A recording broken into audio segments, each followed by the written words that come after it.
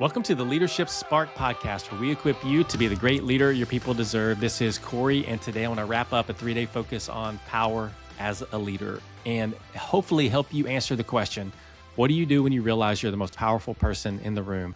And hopefully to encourage you to go against some momentum that is going against you as a leader whenever you gain power, which is to become less connected, to become less empathetic, to not be able to sustain the behaviors that got you the influence in the first place, but that you can be different and you can lead with humility and you can lead for the betterment of other people around you, for the good of those around you when it comes to how you use your power, which is what we talked about yesterday. And so I wanted to wrap up today and just share with you 4 leadership lessons that I've learned about power and encourage you to go and use your power for the good of those around you and the influence that they've given you to be able to influence them for good. And so I want to share with you these 4 leadership principles. Number 1 is this: power is earned through generosity.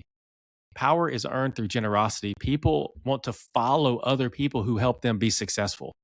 And so one way to battle against power becoming negative for you as a leader is to be generous, is to be other-centered, is to come into a room or come into a Zoom call, or you're going to send a Slack or team message and you're thinking about, where can I add value? Where can I add value? And you are asking yourself that question and you're executing behaviors based on the answer to that question. But if you want to use your power for good, then power is earned through generosity. Be generous, help other people be successful. Number 2 is that empathy is a leadership skill. Empathy is not something that has to be diminished whenever you grow as a leader and you gain more influence and more power. Empathy is a skill that you can develop. Empathy is a skill that you can practice. It's a skill that we need to practice often to keep that skill sharp. So listening and emotional awareness are the sources of influence, not weaknesses. And so I want to encourage you to listen. I want to encourage you to be emotionally aware of yourself, be emotionally intelligent. Build your emotional intelligence skills, build your empathy skills. Those are the sources of your influence. It's what got you influence to begin with and got me influence. And it's something that will allow us to sustain influence. And so develop the skill, invest in developing the skill of empathy. Number 3 is to stay grounded.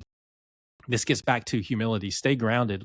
We must actively resist these corrupting effects of power. And we can do that through feedback, reflection, and accountability. If we are opening ourselves up to be vulnerable, to receive feedback, if we're opening ourselves up as leaders to be vulnerable through self-reflection and being honest with ourselves and telling ourselves the truth, and if we are open to being vulnerable to allow other people to hold us accountable, then those are things that will help keep us grounded. Put people around you who tell you not what you want to hear, which is hard as a leader because the more responsibility you get, the more people tell you what you want to hear versus what you need to hear. But go find people that they don't care about your title. They don't care about your position. They don't care about your power. They care about you.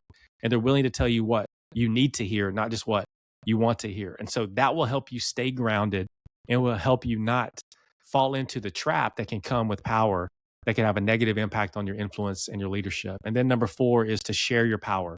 One of the best ways to battle this is to share your power, is to distribute influence and give other people a voice, is to create a culture to where the best idea will win, to create a culture to where the brilliance of everyone in the room is called to the surface and everyone has a voice into what it is they have the ability to influence. And so invite leaders in that can influence and have a voice, and that will help you stay grounded as well and help you share power, which will help power become a positive thing, not a negative thing for you. And so those are 4 lessons. Power is earned through generosity. Remember that. Remember, empathy is a skill that you can develop as a leader, and we need to continuously develop as a leader.